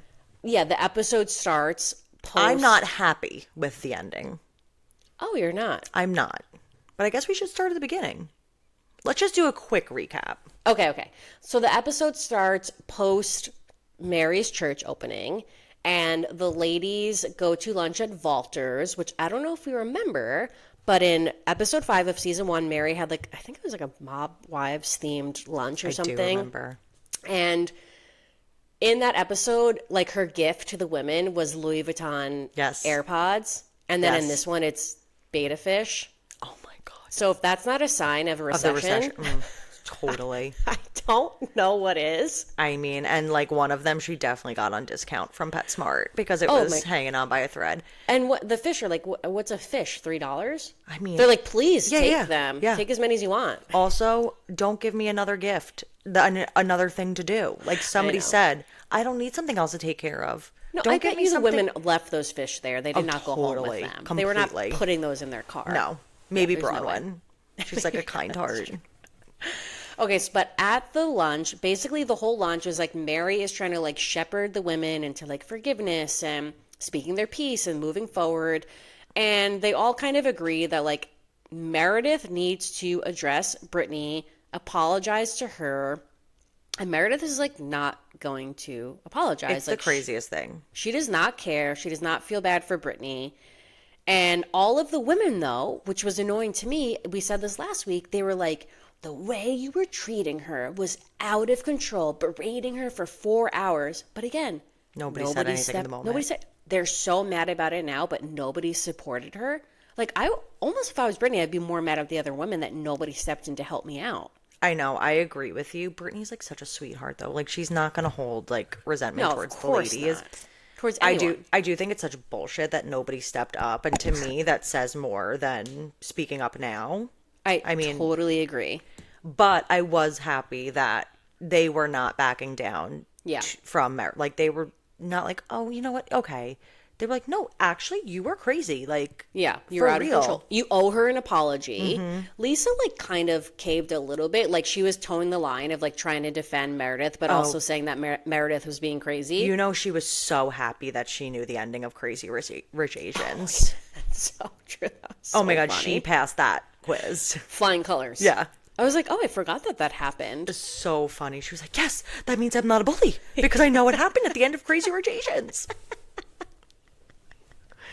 Like, honestly, Meredith, like, I know. That's her claim, is that she was watching the movie and she can't even say what happened. And then, like, the women, like Whitney / Bronwyn, they basically try to imply that Meredith was, like, has a substance abuse problem. She probably took, like, a sleeping pill and she was drinking, which honestly, like, makes sense.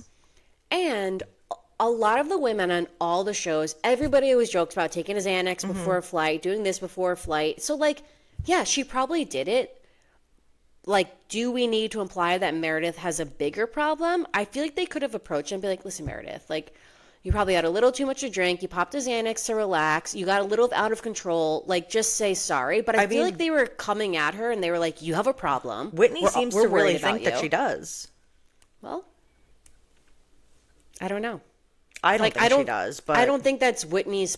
Like, if Whitney cared, you can have a separate conversation with Meredith about it. Yeah, and Whitney's like, to put her on the spot, that's not going to make Meredith apologize. It's going to make her come for you next. Yeah. You know? So, after that, like, there was kind of, like, filler scenes. Like, we got the scene with Heather dressed for a funeral, getting rid of her mattress of 20 years. Like, please. Oh my God. Was, again, just a setup to talk about how they think Meredith is, like, has a substance abuse issue. That, and then we also got the setup for Heather to talk about Wayfair with her office. Oh my God. You're so right. Add. Unnecessary. Unnecessary. We had Bronwyn making the bonsai trees with Gwen and Muzzy. Can I just say, like, Muzzy was kind of a pleasure. No, she turned it around. Like, okay, Muzzy, having a giggle. Like, a little rude still, but... I feel like that's why Bronwyn was getting so sad at the thought we're finally coming to a better place. Also, I did not know that Bronwyn was not a U.S. citizen. That is crazy. Yeah, that is crazy. I'm so dumb. I thought that, like, if you get married here, they're just like, here you go. Oh. Yeah. You still have to apply for your citizenship, I guess. You have to, like, pass a test. Yeah, wow. So... she'll get that. But she's not waiving her Brazilian... Is Angie a citizen? Yeah. I think that's why her daughter doesn't care. Because she's like, you're not from... Like, okay. You weren't born there. Got it. She was like, but Papu. Papu wasn't. Oh, I did want to talk about the Brittany and Olivia therapy session. Because Olivia's stealing the show. I love this girl so much. I know. She's Protect so mature. her, yeah. She's so, like, I feel like she's holding her mom accountable and, like, not letting her just, like, brush things off. But also she's, like, willing to understand where her mom's coming from and, like, give her some grace as long as Brittany is, like, going to hold up her end of the bargain and, like, make changes. I just feel like Brittany's such, like, a wounded person. I feel like she needs to do some therapy herself. Totally. But I think Olivia could see that. Yeah, this is definitely a step in the right direction. I almost feel like Olivia is the mother in the relationship. She is, for sure. And she, like, takes on that role, which isn't fair to her. But also, like, you know, like, as a girl and your relationship with your mom, when you're in high school and you're a teenager, you don't think of your parents as, like, going through anything in their life or, like, being a real person. And then when you become a little bit more of an adult, like you step out of that, you start to like, you're like, oh no, like they've had some hardships themselves and this must have been difficult for them. And you grow like empathy for them, and it makes your relationship like so much better, so different. I feel like Olivia is like at that already age there, now where she's like, I'm not going to hold on to this anger towards my mom. I love my mom. I need to understand where she's coming from and help her. Yeah. Like she's get to a place. Yeah, she's like such a sweetheart. Like she's not going to shut her out forever. Yeah. She wants her mom back in her life. I wonder how the other sister is handling everything. If her other sister is on board as much as she is, or because we've never really seen. I think that she talked, like does speak with the other daughter, and Olivia was the one that was kind of like holding out. I think so. I'm not 100% sure. Okay, well, hope that everything works out for all of them. Yeah, but like you said, you were not happy with the ending of the episode, which is Meredith and Brittany have a meetup, and Meredith gives an apology, not a sincere, if you want to call it that, not a sincere one, but enough to move forward. She's sorry if Brittany heard her over her headphones. She's not sorry, and that really pisses me off. Like, I'm actually mad that she's not taking any responsibility. She's like, well, Brittany did apologize to me, so, I guess I can move forward. Like, bitch, you're not the one who needs to be moving forward anywhere. No, but that's the problem with Meredith, is that, like, that's why she won't say sorry, because she thinks that Brittany bringing up that rumor was worse than what she did to Brittany. She's awful. Sorry. Like, I'm not here for Meredith. But good for Brittany, like, apologizing for intentionally, like, for confessing that she brought that up to intentionally hurt Meredith. Right. And Brittany wasn't in the right either. But, I mean, what Meredith did was awful. And the fact that Brittany could even sit there and have a conversation with her and apologize to her is huge. Good for Brittany, because we needed this to close out. If this was any other If this was any other franchise, that would have been the whole episode, was everybody talking about this, and then it never would have been resolved, and then we would be talking about this for 4 episodes. So But why does she get off the hook so easily? I feel like she's not being held responsible. Because I know, but somebody has to be the bigger person. Okay. And it wasn't going to be Meredith. So if Brittany wants this to just move on, like, she had to just take it on the chin. I guess, but it made me so mad. And wait, Brittany was so funny. She was like, Meredith, this was like the 6th worst thing. Or did she say that to Lisa? The 6th. She's like, this is the 6th worst thing that's ever happened to me. I know, like, she really has them, like... What's top 5? Was it uni going overboard? So funny. Like, she really has a running list in her head. Yes, that was hilarious. But so funny. That's like your short version of a recap. Anything else for the ep? I don't think so. Yeah. Let's move on to Southern Charm, because that was a juicy one. Yeah, all right. Juicy. So we had thoughts about Sally last episode, and we were all here for her. I want to know if your thoughts have changed after this episode. Okay. My thoughts have shifted, but in the way where it's like, I love watching Sally on my TV. Would I be friends with Sally? Brie, that's where we're so different. But you know what, Nikki? Have I been a little bit of a Sally in my life before? Absolutely. You know what? That's actually a great... Thanks for taking me out of it for a second, because now I'm just like this elder ass hoe, like on my couch, withering away, like my joints hurt. And Sally is so young and hot and just like thoughting and plotting. So Nikki, we had a Sally summer. We sure did. We had a Sally sell. She sells from her. Sure. We sure did. Well, this whole episode revolves around Sally pretty much, and her who she's going to hook up with. And who she's going to hook up with. She has a whole party about who she's going to hook up with. But I love that. Like, that's what we need on Southern Charm, because we have these old fucking men. I guess. Like, we need these like young hot things that are just like bringing life, fun energy back to the show, where it's like not so serious. Like, we don't need to see Shep making Taylor cry for 3 seasons. We don't need to see hotties hooking up. Yeah, we don't need to see Shep with a megalodon necklace. Yeah. And your sweet little freckled lips. Yeah. No, you're right. However, it was a little much for me. She was giving pick me. It was throwing the football, the surfing. Like, yeah, she had a rocket for sure. But it's like, okay, we get it. The fact that, like, back to back, she was throwing the football and then she was surfing, like, I would never do either of those things in my entire life, let alone back to back in like 30 minutes. I know. And then the playing of the spike ball, playing the... I was like, oh my God. In a bikini? She looked great. Beautiful. She's such a hottie. But that was like, wow, really a lot of energy. But she has a lot of competition now because we're introduced to a new friend, Charlie. And Charlie's also a hottie with a body. And Charlie also... I don't know if Charlie She looks like Taylor and Olivia mashed together. That's what somebody said. Yeah, like I thought that was Olivia. Yeah.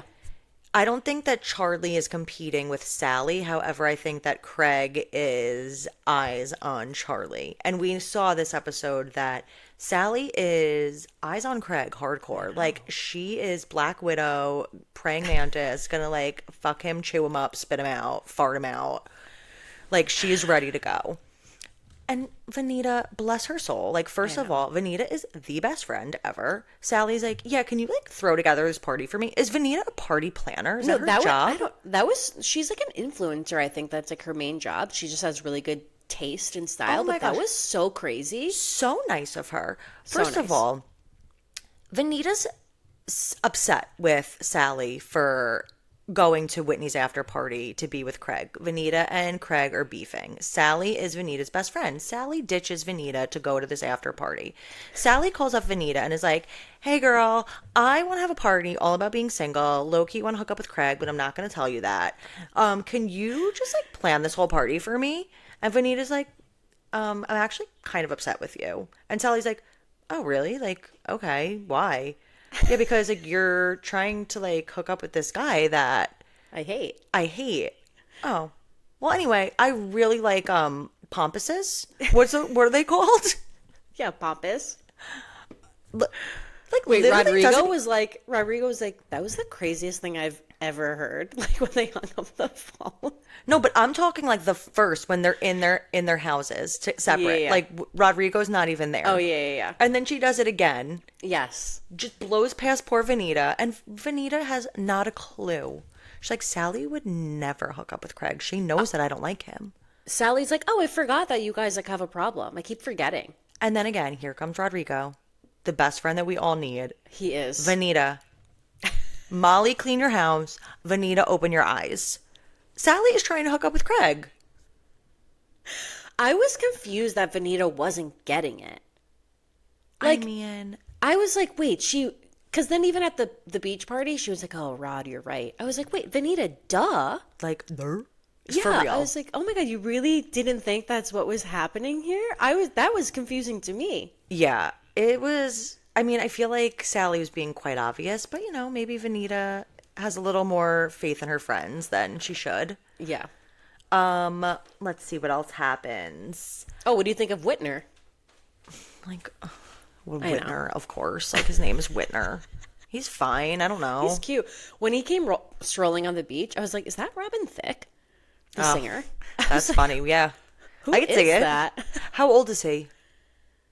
Well, he's 2 years younger than Craig, and Craig is probably our age, so 32 maybe. All right. Yeah, we'll take it. Younger than Shep. Oh my God. When Madison frickin' talked about Whitner's nipples and how Austin was probably so jealous, and because Whitner had Hershey Kiss nipples and Austin has pancake nipples, which we were just discussing last week. He would slap some syrup on those. Yep. Loves a pancake nip. That was so funny. Also, I think this is the first time we've met Audrey. I don't remember if they were together last season. Yeah. She seems like a very sweet, nice girl. Sweet girl, but again, Madison unleashes the beast and she zero fucks given. What does she ask? Like, oh, is Charlie have her eyes set on... No, she was like, oh, is Sally? Like, is there something going on with Sally and Craig? And Madison's like, oh, I think she wants to get with Austin. Yeah. Like, what? Madison? Oh my God. And then this poor girl, like, obviously goes in spirals. Yeah, she's like, I'll be right back. I have to get a drink for a second. I felt Austin's so like bad. Such a fuck boy, though. Like, it's... He is. But Austin's still a fuckball, but his... Fuckball. He is both. But his energy overall seems like he has come down 10 notches. Yeah, totally. Like, very mellow now. Very. I feel like he was, like, crazy party animal. He just seems, like, boring.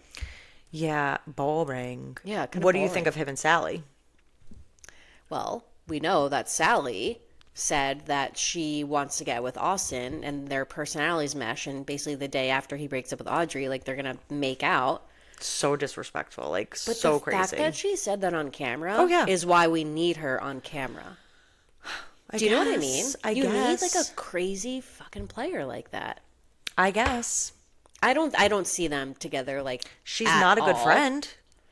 No, she's not a good friend, but she's like in her Sally centered era right now. Like you know what I mean? She was just like pissing me off. Everything, like everybody coming to the party. She's like, "It's great, isn't it?" Like it's I was nice, living for it. I was like, "Yes, Sally, you go, girl." Like she threw a party for herself to fuck around. Like I love that. Salivating at the mouth, like literally the second Craig gets there, she's like, "Get your cup.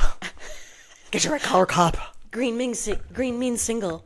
Like, duh. Oh my God. When Craig and Austin and Shep and they all came into the party, they just look like so old and lame.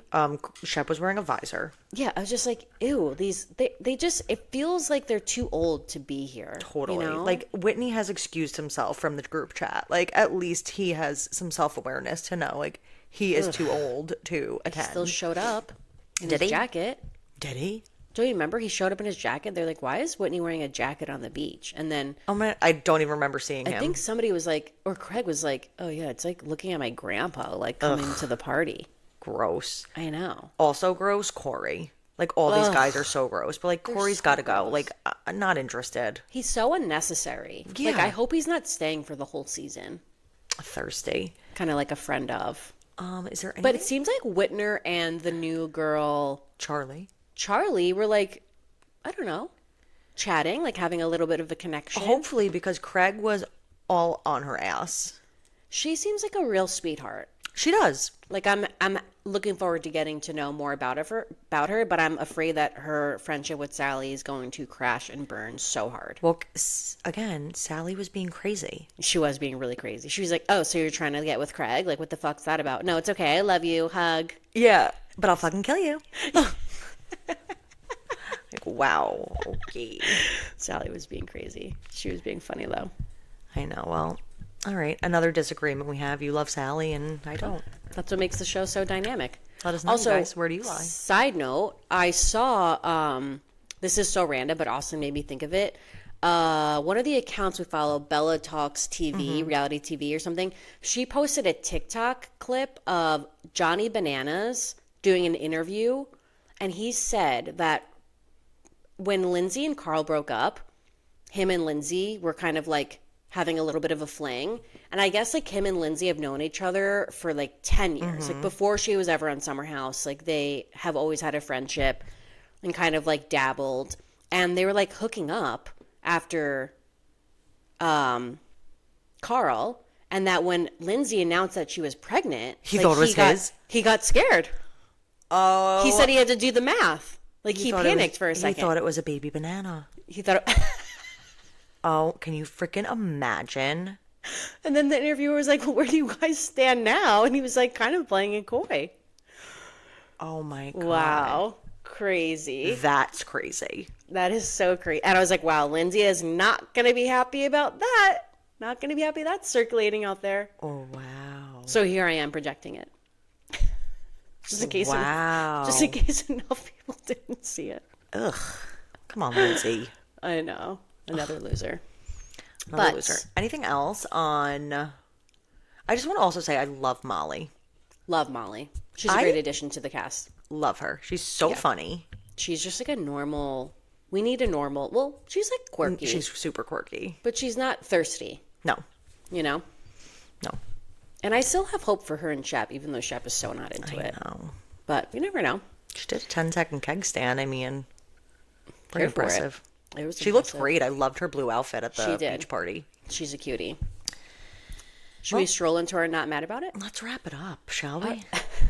Well, if you guys are new here, we like to finish our episode saying something we're not mad about because we are nasty little hoes for 2 hours before this.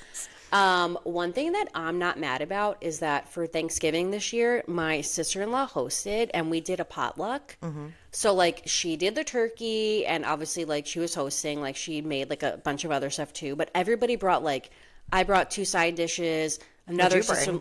I brought mac and cheese and mashed potatoes. Oh, wow, Brie. And I made an appetizer, but like somebody brought like green beans, somebody brought stuffing. Like I feel like it just makes it, if you're hosting, so much easier, so much less stressful. And like, I don't know if you feel this way, but if I'm going to somebody else's house for a holiday, I feel so weird if I'm not bringing, like, that 100%. I'm not contributing. Yeah. It's like, oh, you want me to bring, like, a cheese board? Like, I feel like I need, like, what else can I bring? Do you want a salad? Do you want this? Like, what else can I bring to help you out? So I feel like it's such a good idea. We're doing it for Christmas, too. We're doing an Italian feast. So everybody's, like, I'm bringing lasagna. Someone's making meatballs, like, garlic bread. Wow, I had the exact opposite experience where me and my mom did absolutely everything. But I mean, you know, keep in mind who my guest list is. Everybody is like over the age of 75. So yeah, they're not throwing down. Yeah, nobody's doing much. Except for that's actually not true. My grandma makes stuffed artichokes, which are actually so good and such a pain in the ass. They are to a pain in the ass. She has to cut them. She has to cook them, separate them all. them. Yeah. They're so freaking good. It's like my favorite thing. By the time we eat Thanksgiving dinner though, like nobody is reaching for an artichoke. Like we're so full. So we have a whole tray and I've just eat them through the week. They're so freaking good. Yum. And my other grandma did make mushrooms. And actually she helped make the big ziti. So you take back what you said. I take back what I said, but I did 95% of everything. So and my mom. Okay, so she's still taking back what she said. But saying it a little bit. Okay, what are you not mad about? Gorgeous. My not mad about it, and my friend Jack is going to be so excited because she loves when I mention her in a positive way because sometimes I am not so positive. So love you, shout out, you know. She came over yesterday. I didn't even tell you.